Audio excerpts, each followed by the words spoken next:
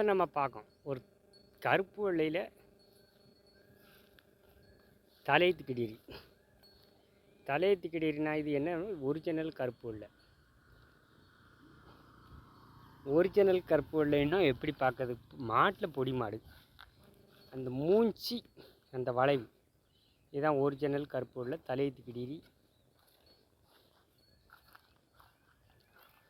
இதோட சிறப்பு ஒரு 6-5 கறக்கும்.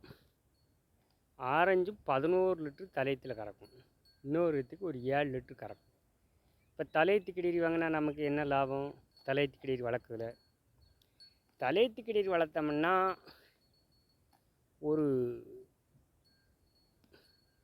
மேக்சிமம் ஒரு 5 6 ஈத்துக்கு நம்ம கை பக்குவத்தில் வளரும். ஈத்து மாடு வாங்கும்போது அது ஒரு 2 ஈத்து 3 ஈத்து வச்சுருக்கா. தலையத்து கிடீரி இருக்கும்போது நல்லா நம்ம வளர்க்கதை பொறுத்து.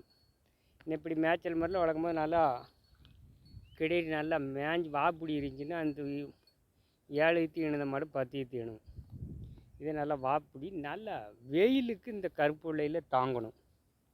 கருப்பு வெள்ளை இந்த வெள்ளா சட்டத்தில் இந்த சைட்டில் மரம் கிடந்தால் தான் இது கருப்பு வெள்ளை. கருப்பு வெள்ளை காம்பு கருங்காம்பு.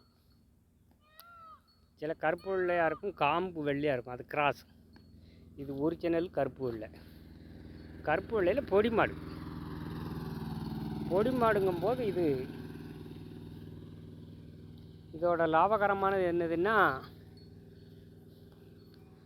நல்ல கறவைத்தரம் நிற்காமல் கறக்கும்.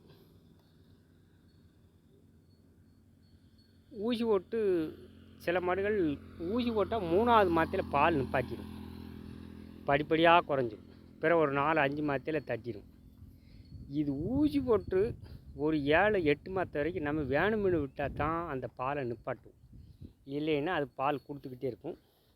இது அந்த கருப்பு வெள்ளையோட பின்பட்டு இது நல்ல மாடு. குறுக்கு ரெட்டை குறுக்கு இப்படி வாப்பிடி இருக்கணும்.